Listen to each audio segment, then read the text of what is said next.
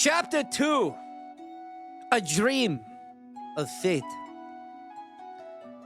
The room tilts and spins as Roy struggles to pull himself back to reality. A dull ache pulses in his head, and his body feels heavy, almost detached. He wipes the cold water from his eyes, blinking rapidly as his vision begins to sharpen. The once blurred figure hovering by his bedside now comes into focus.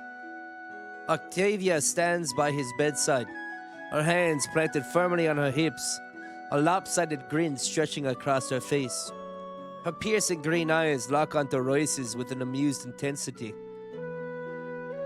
Someone isn't the best at making new friends now, are they? She says with a teasing chuckle. Royce tries to respond, but all that comes out is a strange guttural sound. His disorientation still lingers, and his mouth struggles to form coherent words. Octavia's grin widens. Don't strain yourself. Just keep resting, and let me do the talking. She says, her tone half playful, half commanding. She turns on her heel and strides across the room to a small table cluttered with a mix of maps, rolled parchments, and a quill resting in an ink pot. Picking up the small stack of parchment, she pivots and walks back towards Royce's bedside. She sets the papers down in front of him with a deliberate thud, then steps back, crossing her arms as if awaiting his reaction.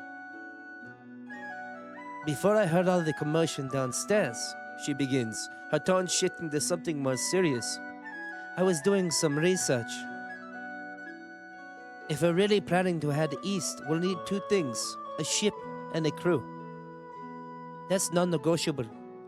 Luckily, I have managed to put together a list of some promising harbors along the coast where we might find both. Royce rubs his temples, willing his mind to catch up with her words. He glances down at the parchments in front of him. His vision clears enough to make out 3 separate sheets, each one marked with the name of a harbor, accompanied by short notes in precise, neat handwriting. Octavia leans in slightly, tapping on the sheet with her finger. This one here, she says, is the port of Ashmere. It's small, but the captains there are known for their daring. A lot of them are ex-pirates, so you can imagine what kind of company that would attract. We might find a ship willing to take a risk, but let's just say it won't come cheap. She flips to the second parchment. Then there's Blackwater Port. It's larger and more established. The crews are disciplined and professional, but they'll demand proper payment up front. No one in Blackwater is going to lift a finger unless they're paid handsomely. Finally, Octavia gestures to the third parchment. And this is Brinehold. It's the wild card. It's less of a harbor and more of a gathering place for adventurers, mercenaries, and wanderers. You'll find all sorts of people there, some who might join us just for the thrill of it. But it's chaotic, and finding a crew with any experience might be a gamble. Royce studies the notes, his fingers tracing the words as he processes the options. The lingering haze in his mind begins to fade, replacing by a growing sense of purpose. Octavia watches him with a raised brow. So, she says, her voice light but curious. Any of these catch your eye? Or do you need me to rescue you from another brawl fight before you make up your mind? Royce manages a weak chuckle, his voice rough but steady. Let's just not repeat that anytime soon, he mutters to himself. Then, looking back down at the parchments, a faint spark of determination flickers in his eyes. Well,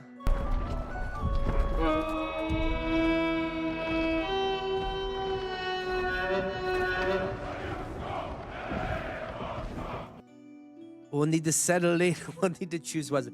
All right, Alex, I forgot to turn off the alerts. Guys, let's raise our mugs and our meat horns high to Alex. Alex, thank you so much for the host and the raid. Welcome in, everyone. Let us raise our mugs and unmute one's high. We're gonna have to go back and reread this part. I forgot to do that. Skull to you, Alex. For real. Skull to you, my brother. I hope you had a wonderful stream. Alex is a good... I got to meet Alex, and he's a wonderful dude. Skull to that man.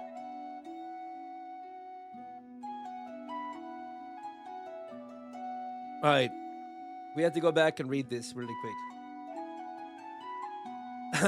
Royce... hello. Before we read it. For everyone who just joined, this is a book that we're writing. We're actually just coming up on our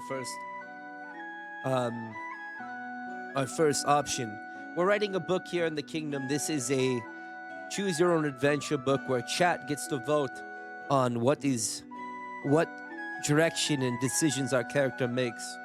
And once we're done writing this book, we're going to publish it. So for all of you who are here that join with Alex and company, I appreciate you guys being here. And if you guys want to participate in this book, feel free. Royce studies the notes, his fingers tracing the words as he processes the options. The lingering haze in his mind begins to fade, replaced by a growing sense of purpose. Octavia watches him with a raised brow. So, she says, her voice light, but curious. Any of these catch your eye? Or do you need me to rescue you from another brawl fight before you make up your mind? Royce manages a weak chuckle, his voice still rough but steady. Let's not repeat that again anytime soon, he mutters. Then, looking back down at the parchments, a faint spark of determination flickers in his eyes. We'll need to choose wisely. Octavia smirks, her arms still crossed. Wisely. Let's hope you're better at picking harbors than making first impressions. The tension in the room eases. Though Royce knows the weight of the decision around the journey, knows the weight of the decision ahead. The journey east looms like a distant storm, but for the first time, it feels tangible, real. He glances back at Octavia, silently grateful for her initiative. Well, Royce, she asked, her voice cutting through the thoughts. Where to first? And for the first time, we have a decision to make. Oops, that's not the right one.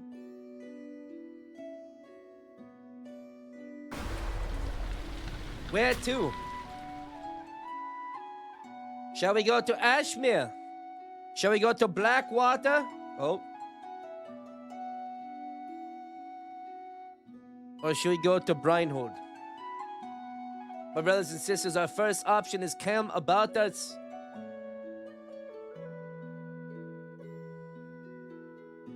First option is here. Where are we going? Where are we going? The vote should be popping up on your screen.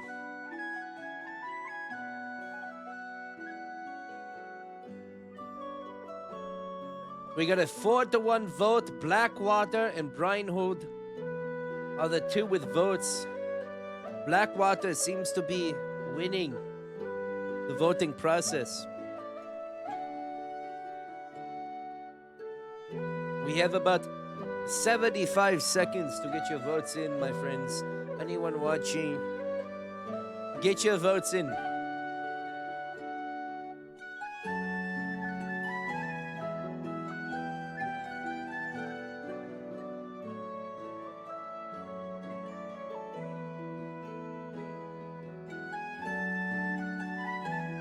Get your votes in.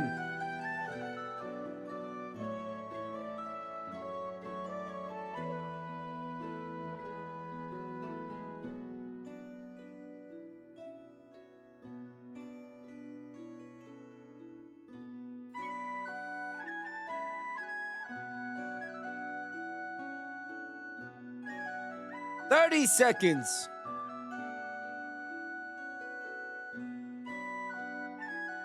The rock? You're gonna step on the rock's head? Good luck.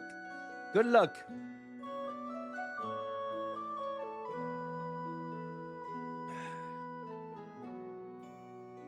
We are running out of time. We have 10 seconds left.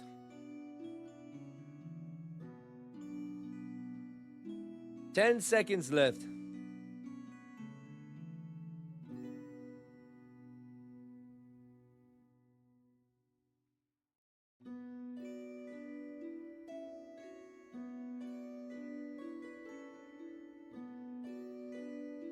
All right, it looks like we are headed to Blackwater, my friends. Looks like we're headed to Blackwater. Royce studies the parchments laid out before him, his brow furrowed in concentration. Finally, he lifts a shaky hand and points to Blackwater. Octavia picks up the parchment he's chosen, her green eyes scanning it briefly before she nods approvingly. "Ah, yes, Blackwater," she says, a hint of smile tugging at her lips. "I think that's a solid choice. It's as good a place as any to find what we need. Rest a little while longer. We've got a long journey ahead of us. We'll leave as soon as you wake." Royce nods, exhaustion still weighing heavy on him. He leans back into the bed, his head sinking into the pillow as the adrenaline of the night begins to wear off. Octavia steps back toward the table, carefully tucking the parchments into her satchel. The soft sound of the preparations fades into the background as Royce closes his eyes. His body relaxes, the aches and bruises of the brawl making themselves known but oddly distant. Slowly, the world around him dissolves into a comforting haze. As sleep begins to claim him, the memory of the godlike vision lingers in his mind. The warm touch, the booming voice, the promise of destiny. For the first time in a long while, a faint sense of purpose settles in his chest. He doesn't know what awaits him in Blackwater, but he knows his journey is just beginning. Within moments, Royce's breathing slows and the room goes silent. Octavia glances over her shoulder, her sharp eyes softening as she watches him drift into sleep. "Let's hope you're as ready as you think you are," she murmurs under her breath, the faintest hint of amusement in her voice. Then, with a final glance at her parchments, she turns back to her preparations, readying herself for the road ahead.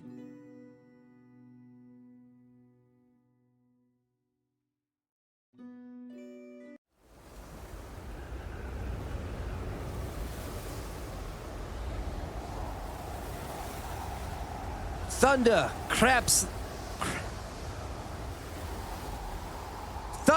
cracks like a whip, tearing through the air as sheets of rain hammer down from the heavens. The wind howls with a ferocity that shakes the very timbers of the ship, sending icy droplets lashing against Royce's face. The storm is unrelenting, blurring everything around him into a chaotic swirl of gray and black. Visibility is almost non-existent. Just a few feet ahead, the world dissolves into an uncontrolled void. The boat lurches violently as another wave crashes over the side, flooding the deck with icy seawater. Royce stumbles, his boots slipping on the slick wood as he tries to steady himself. His heart pounds in his chest. The sound nearby drowned out by the racket of the wind, rain, and crashing waves. "Keep the rudder straight!" A voice roars from the bow, barely audible over the storm. Royce squints through the downpour and catches sight of a burly man gripping the mast with one hand, pointing furiously toward the stern. A sudden movement to his left catches Royce's attention. He turns to see Octavia, drenched and disheveled, her dark hair plastered to her face as she struggles to man an oar. Her green eyes blaze with determination and anger as she fights against the storm. She catches Royce staring and snaps at him, her voice cutting through the chaos like a knife. "Don't just sit there, do something!" Her words strike Royce like a jolt of lightning. Panic rises in his chest as he looks around, frantically searching for any way to help. The water sloshing across the deck is already ankle deep and climbing, threatening to drag the ship down if it isn't bailed out soon. To his right, an unmanned oar swings wildly, slamming back and forth as the waves threaten to tear it loose.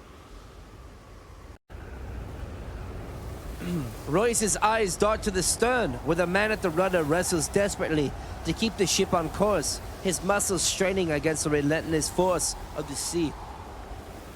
The chaos presses in on Royce from all sides.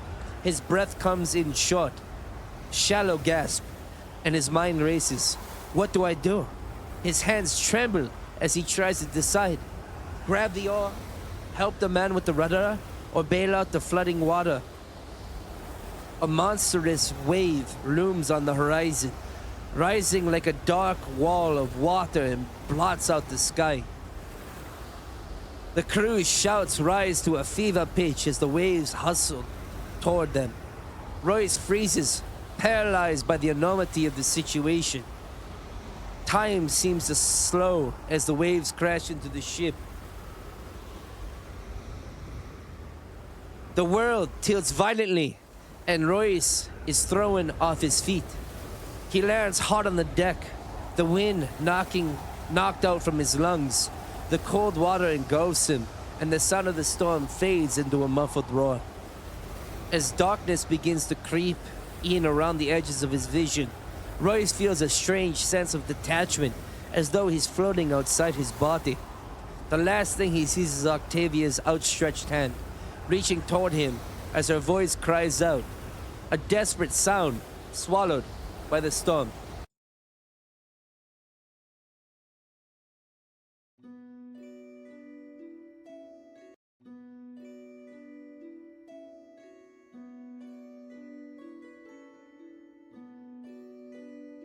Royce jolts awake, his heart pounding as the sound of loud clang echoes through the room. His eyes dart around frantically, still disoriented from the dream and unsure of what is real. The room is dim, lit only by the soft morning lights streaming through the window, but the figure standing in the doorway quickly comes into focus. Octavia stands there, arms full, a sheepish look on her face as she glances down at the sword lying at her feet. "Well," she says with an awkward grin, "I guess that's one way of waking you." Royce lets out a deep breath, trying to calm the rapid thudding of his heart. "I think my heart just jumped out of my chest," he mutters, rubbing his eyes. Octavia chuckles, stepping fully into the room. "Just be glad I didn't get the chance to dump water on you again." Royce's eyes widen and Octavia bursts into laughter at his expression. "Relax," she teases, nudging the sword with her boot. "I'm here to help, not torment." She bends down, picks up the fallen weapon, and strides over to the table. "I noticed you came here unarmed," she begins, her tone shifting to something more serious.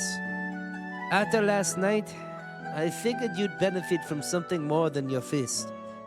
She sets the sword on the table with a soft clink, then pulls more items from her pack and lays them out. "I wasn't sure what you fancy, so I grabbed what I could along with some other supplies." Royce swings his leg over the side of the bed and slowly stands, his body still aching from the previous night's brawl.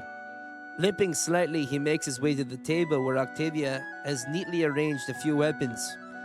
2 small but sturdy axes and a sleek lawn sword with a polished hilt. He stares at the selection, his mind still clouded by the remnants of his dream. The storm flashes in his memory. The chaos, the waves, the feeling of helplessness. Was it a warning? A test? He doesn't know, but the weight of the dream still presses heavily on his chest. Octavia notices his hesitation and tilts her head. "What's the matter? None of these to your liking?" Roy shakes his head, snapping back to reality. "No, it's not that. He trails off, running his hand through his hair. Should he tell her about the dream? About the storm? The overwhelming sense of doom it brought? He glances at Octavia, her piercing green eyes watching him closely. But there's no judgment in her gaze, only patience. He takes a deep breath. I had a dream, he says finally. It felt real, too real. There was a storm, a massive one. We were on a ship trying to survive, but everything was falling apart. I couldn't do anything, Octavia. I felt powerless. Octavia listens intently, her expression unreadable. When he finishes, she nods slowly. Dreams like that don't just come out of nowhere, she says. Maybe it's a warning, or maybe it's your subconscious reminding you of what's at stake. Either way, she gestures to the weapons. You need to be ready for whatever lies ahead. Royce looks down at the weapons again, his gaze lingering on each one. The axes seem strong and reliable, capable of cutting through both wood and enemy flesh. The longsword feels like a noble choice, balanced and versatile. What should I choose? He murmurs to himself. Octavia smirks, crossing her arms. Whatever feels right, you'll know. As Royce reaches out, his hand hovering over the weapons, a faint echo of the godlike voice from his earlier vision whispers in his mind. You are destined for great things. Your journey doesn't end here.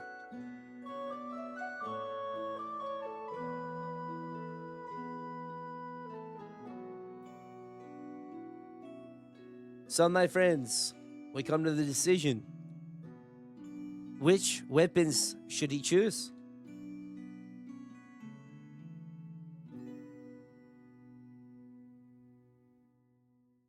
Oh, wrong.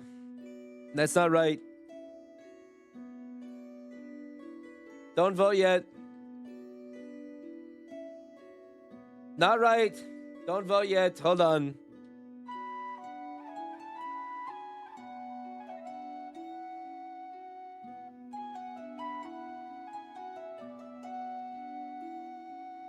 All right, now vote. Now vote.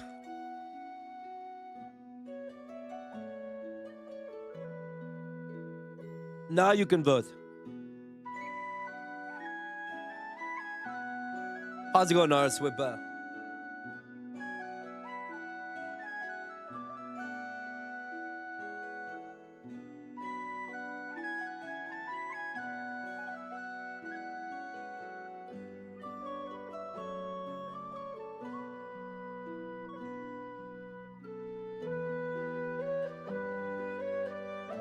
Holy shit, everyone wants axes. I'm gonna piss really quick. Keep voting! Keep voting! I'll be right back.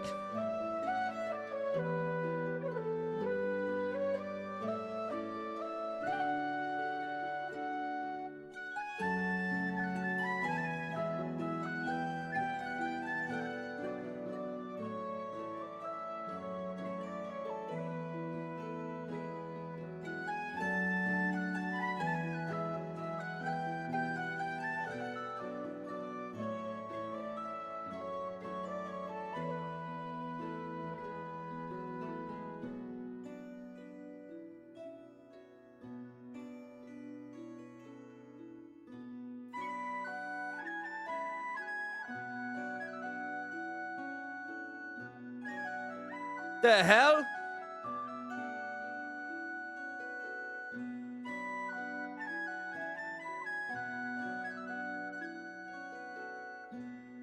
Did we really have a vote where everyone voted for the same shit? Did we really have a vote where everyone voted for the same shit? That's crazy. Wow. Okay. Royce was destined for X's, apparently. Hey, I won't fight you over it. I won't fight you over it. All right. There we go. Royce makes his choice, gripping the axes firmly in his hand. Octavia nods approvingly. Good. Now get yourself together. We've got a long way to travel. We'll leave as soon as you're ready. Royce takes one last glance at the table, then turns to Octavia. The weight of the dream still lingers. But he does so, but so does the determination it has sparked within him. Whatever storms lie ahead, he won't face them unprepared. Royce tightens the strap of his pack, adjusts his axes now secured to his side, and takes one last glance around the room. His focus sharpens as he steps towards the door. Octavia is already awaiting in the hallway, her own pack slung across her shoulder. Ready? She asks without looking back. Ready, Royce replies, determination in his voice. The two make their way downstairs, the chatter of the alehouse already in full swing despite the early hour. As they cross the crowded room, Royce's gaze drifts toward the old man from the night before. Leaning across the wall near the exit, the man flashes a dumb smirk, his eyes narrowing as Royce passes. Well, if it isn't the little brawler, we're gonna need to be able to fight a little better than that in the land of the heathens. The man chuckles, his tone dripping with mockery. Royce slows for a moment, his fist clenching instinctively. But Octavia grabs his arm and gives him a sharp look. Not with it. She mutters under her breath. Royce nods and keeps walking, the old man's laughter fading behind him as they push open the door. The sunlight hits Royce's face, and for a moment, all thoughts of the man and the brawl are washed away. The day is beautiful, bright, and warm, with a gentle breeze carrying the sounds of bustling town around them. Locals move about the day, tending to their market stalls, chatting with neighbors, or hauling goods. Children laugh and chase each other down the cobblestone streets, their joy infectious.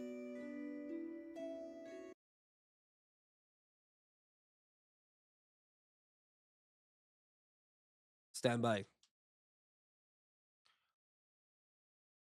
Stand by.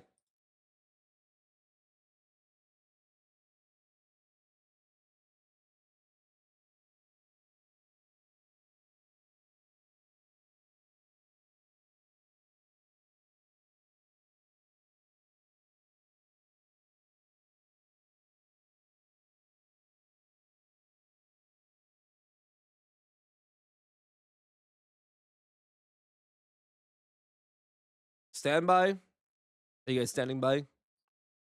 1, 2. Whoa! Well, guys, I thought I had the music figured out, but apparently I don't.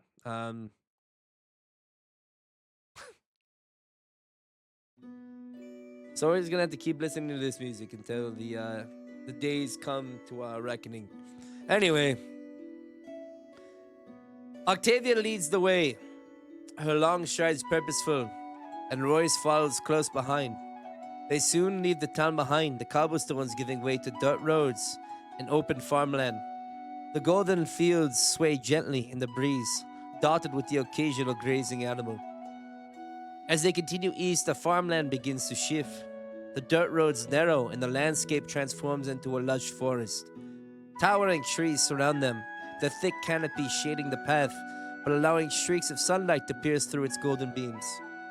The air is cool and fresh, filled with the earthy aroma of moss and damp leaves. Birds chirp up ahead, and the occasional rustle of small animals in the underbrush reminds Royce of a life teeming around him. He feels a familiar peace settling over him, a deep calming sense of belonging that he only ever feels while surrounded by nature. It's a sharp contrast to the chaos of towns and cities, where noise and commotion seem to suffocate him. Here, in the forest, he feels free. The hours pass in silence, the two of them walking steadily along the forest path.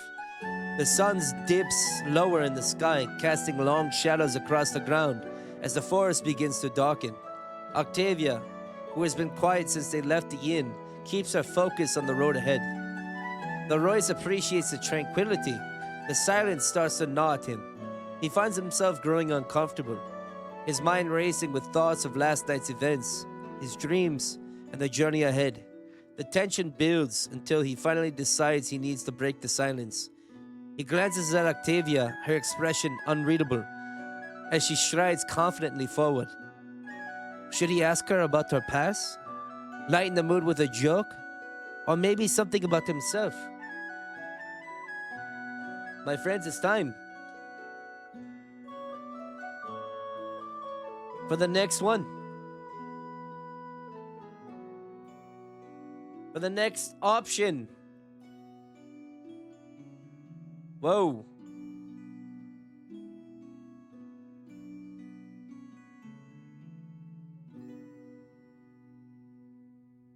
What should Royce do? How should he break the silence?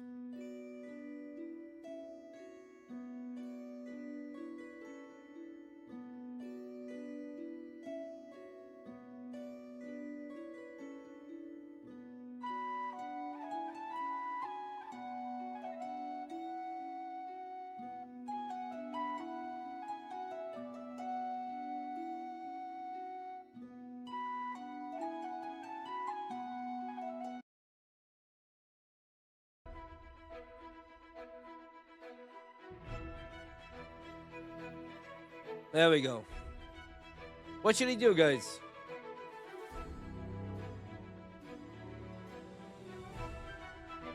Good to see you, Amber. Hope you are doing well.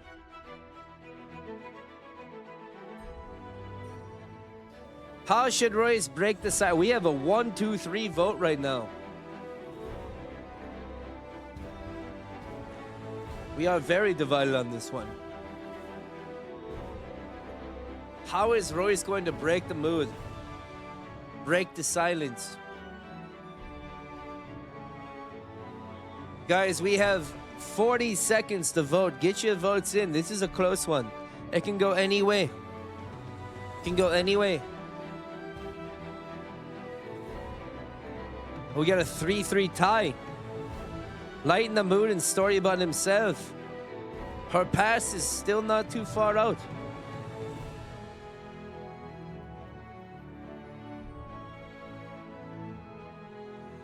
The decision is decided by a D20. So again, guys, make sure you get your votes in.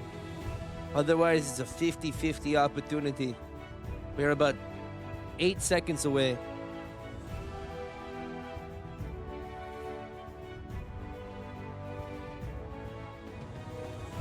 All right, we got a tie.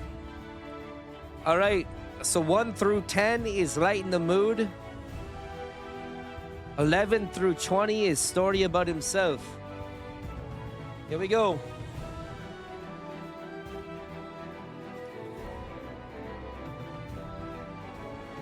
Story about himself wins.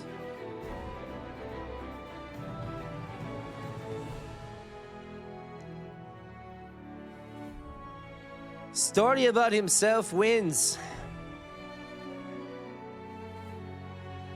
The D20 has decided, my friends. Royce decides to open up first, hoping to break the ice. You know, this forest... Wait, hold on a second here. Hold on. Royce clears his throat, hesitant but determined. So Octavia, he begins, searching for the right words. She glances at him briefly, raising an eyebrow. Yes.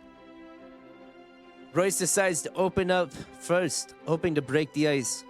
You know, this forest reminds me of my home. I grew up on a farm, surrounded by fields and trees, just like this. It was the only place I ever really felt at peace. Octavia glances over at him, her interest piqued. A farm boy, huh? Can't say I've ever met any farmers willing to leave their lands for a journey like this. Royce chuckles, his tone growing somber. It wasn't exactly my choice. My mother passed away a few years back, and the farm, well, it was too much for me to handle on my own. After a while, I realized I needed something different, something bigger. Octavia nods slowly. And you think this is it? Sailing east, chasing the unknown? I don't know, Royce admits. But staying wasn't an option. I felt like life was passing me by. At least this way I'm doing something. Octavia smirks. Fair enough. I guess we've got that in common. Neither of us are afraid to take risk.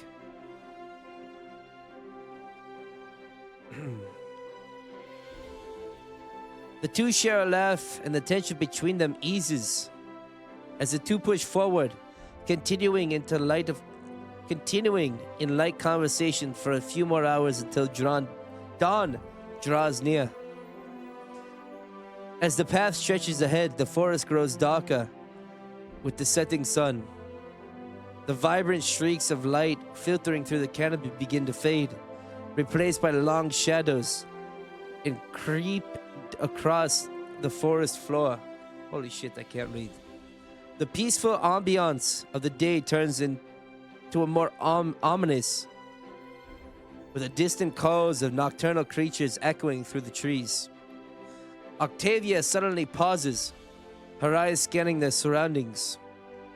Royce stops beside her, watching over as she surveys the area. He follows her gaze, but all he sees are endless trees and patches of fading light.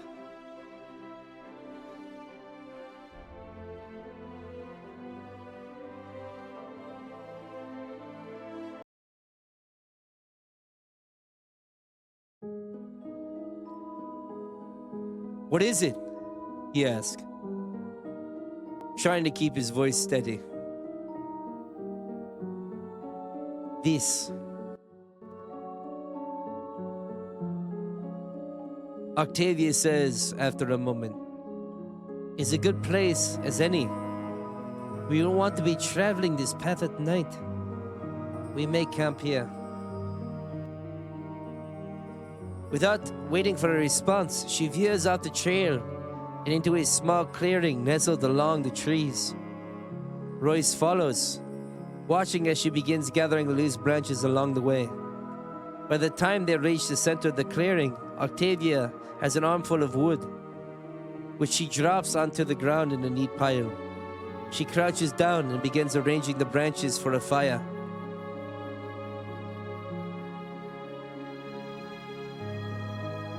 I can start the fire, Royce offers eagerly, stepping forward.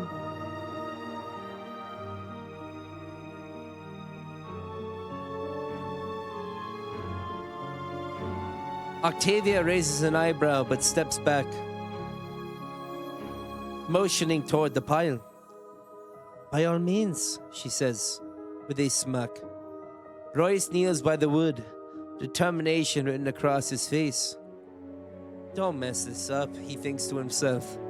Grabbing two sticks, he begins to rub them together. Minutes pass as he works, sweat forming on the brow. Just when he starts to feel Octavia's eye on him, a wisp of smoke curls up from the pile. With renewed focus, Royce leans in gently and blows on the embers until, finally, a flame flickers to life. The fire crackles and grows, illuminating the clearing with a warm glow. Royce steps back, a sense of pride swelling in his chest. There we go, he says, unable to hide his grin. Octavia nods. Not bad, farm boy. Now go fetch some firewood while I finish shutting up camp. Reluctantly, Royce tears his gaze from the fire and heads back into the forest. He moves carefully, using the fire's light to guide him as he searches for sticks and branches. His thoughts wander as he works, still riding the satisfaction of his successful fire-attempting start. Then, mid-step, his foot catches on something solid. Royce glances down and spots it. A thick log, long enough to burn for hours. The perfect addition to the fire. Smiling at his luck, he drops the smallest sticks he's been carrying and squats down to lift the log. As he heaves it up, a loud crack echoes through the stillness.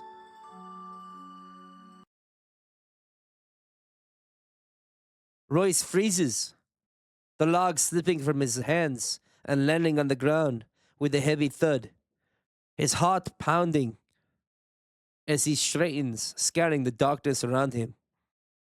Another crack splits the air, this time closer.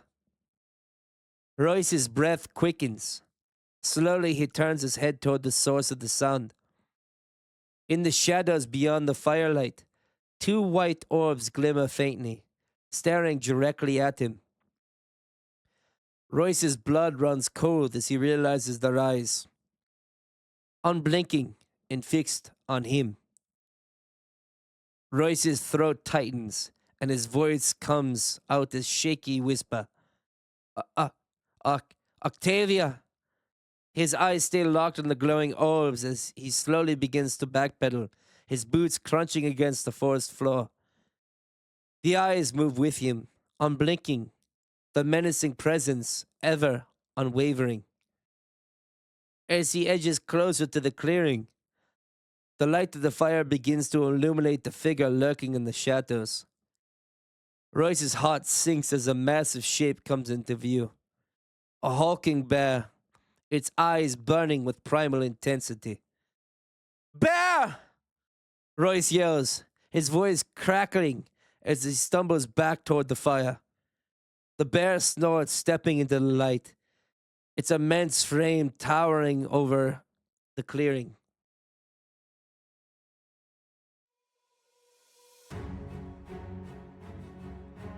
Its claws dig into the earth, and its breath clouds the cool night air.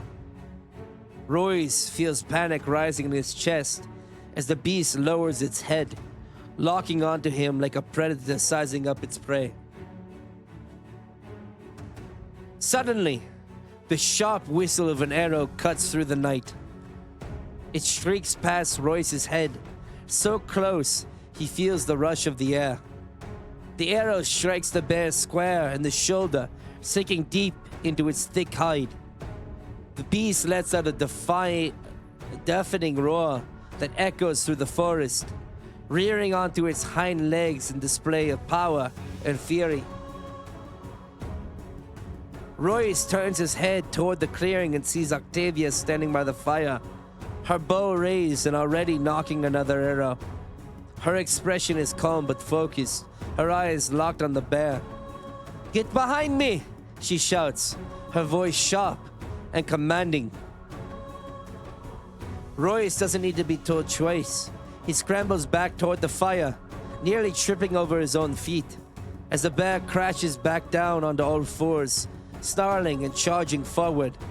Royce's instinct finally kick in.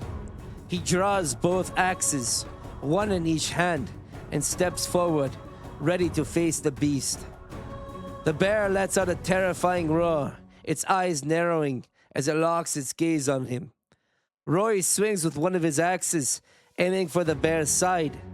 The blade sinks deep into its thick fur with a sickening thud, where the beast barely slows its momentum carrying it forward. The bear roars again and swings one of its massive paws at Royce. In an instant, the bear's claw rakes against Royce's shoulder with bone-shaking force. Pain erupts through his body as the sharp claws tear deep into his flesh, sending him sprawling backwards. His grip on one of the axes fails, and he crashes to the ground, vision blurred with pain. Royce gasps for air, his shoulder burning with agony, but he forces himself to look up. The bear is standing tall, looking over him like a nightmare made real. Blood trickles down Royce's arm, his heart hammering in his chest. From the corner of his eye, Royce sees Octavia with her bow raised, a quick, practiced motion, drawing another arrow. With deadly accuracy, she releases it, and the arrow flies through the air, striking the bear in the side. The beast roars once again, this time with even more fury. But it doesn't pause. It focuses his attention on Royce, enraged by the attack. Royce, still on the ground, can't help but feel the weight of its gaze. He rose to his feet, barely managing to keep his balance. The pain in his shoulder is intense, but he knows he has no choice but to keep fighting. He grips the second axe tightly, his knuckles white, and swings with all his remaining strength at the bear's chest. The blow lands, but it's not enough to stop the beast. The bear retaliates with another swipe, but this time, Royce dodges, though it's a near miss. He backs away, but his legs feel weak. The fight already taking a heavy toll on him. Another arrow whizzes past Royce's head, striking the bear square in the chest, and this time the bear staggers. It roars in pain and fury, but Octavia doesn't stop. She pulls another arrow from her quiver and fires again, each shot landing with deadly precision. The bear, its mossy, massive body drenched in blood from the arrows lodged in its flesh, seems to hesitate for a moment. Its eyes begin to lose its fury, replaced by a deep primal instinct of survival. Royce, still reeling from the blow to his shoulder, can barely hold his axe up any longer, his arms heavy with pain, but the sight of the beast wavering fills him with a surge of hope. Octavia's eyes narrow and fire another arrow. This one strikes the bear square in the neck, causing the creature to flinch and snarl in pain. The force of this blow makes the bear stagger, its heavy legs faltering as it tries to maintain its balance. "Finish him!" Royce urges, voice strained. She knocks yet another arrow, ready to finish the job. But before she can release it, the bear roars once more, a terrifying sound that echoes through the forest. The beast's glowing eyes narrow, and with one final glance at Royce and Octavia, it turns and begins to bolt into the forest, retreating with surprise speed for its size. Royce watches, breathless, as the beast vanishes from view. The sound of its massive feet pounding the earth, fading away into the distance.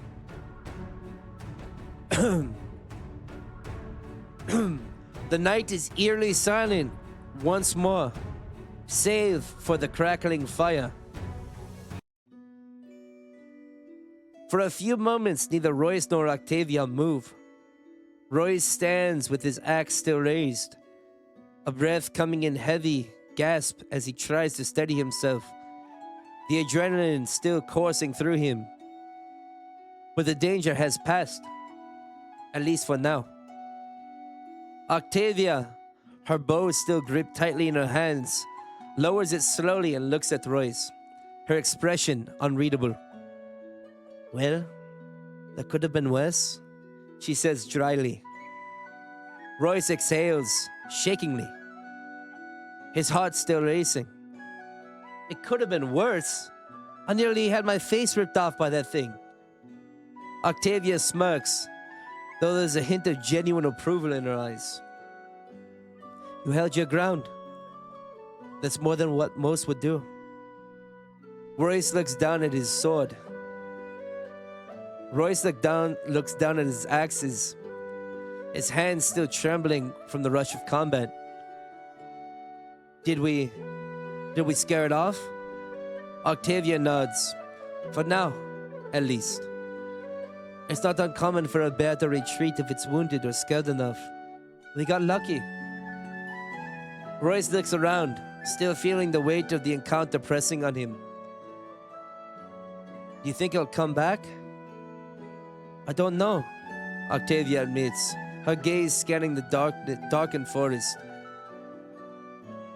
"We made a lot of noise, and the scent of blood in the air.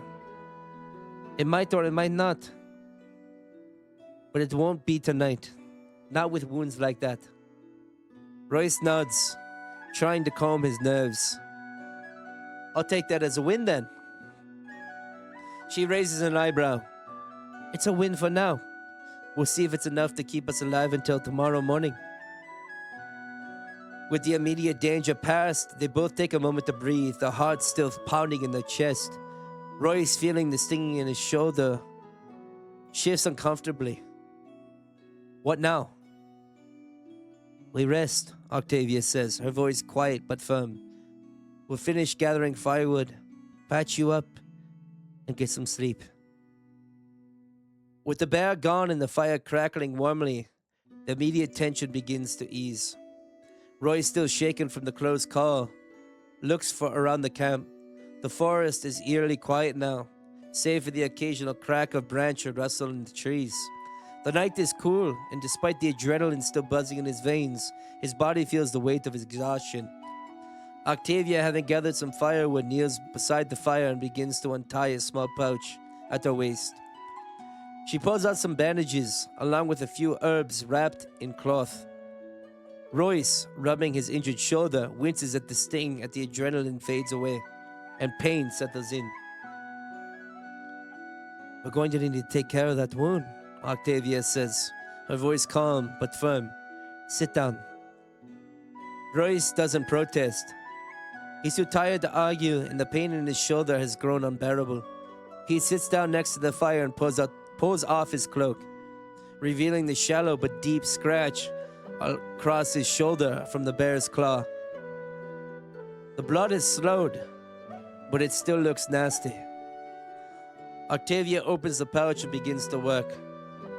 She grinds the herbs in her hand, muttering something under her breath as she prepares a creamy plaster. Royce watches her, surprised at how efficiently she works, as if she's done this 1,000 times before. Hold still, she instructs, applying the cream to his wound. The cool pace soothes the burning pain, but it also feels like a sharp relief. Is there anything you can't do? Royce mutters, glancing at her. Octavia doesn't smile at the compliment. Instead, she presses a clean cloth to the wound, tying it with a quick knot. I've had to learn a few things in my time, she replies. You'd be surprised what a person can learn when they don't have a choice. Royce nods, taking in her words. She's always guarded, always distant, but he senses there's more to her than she lets on, perhaps more than he even knows. Once the wound is properly wrapped, Octavia moves to sit beside him, her posture relaxed and alert.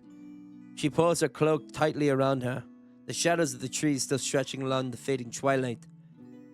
Get some rest, she says, her tone softening just a little. We've got a long day ahead of us tomorrow. Royce looks at her a moment before nodding. He leans back against the tree, eyes heavy.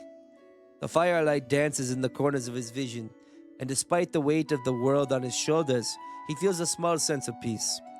His axes rest beside him, his body still sore, but he's alive. The sound of the forest, gentle night's wind, the soft crackling of the fire, lull him into a restless but necessary sleep. His dreams are quiet, unlike the storm that earlier rattled his mind.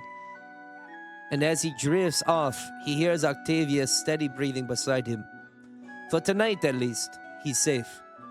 And for the first time in a long while, Royce feels like he might just be ready for whatever comes next.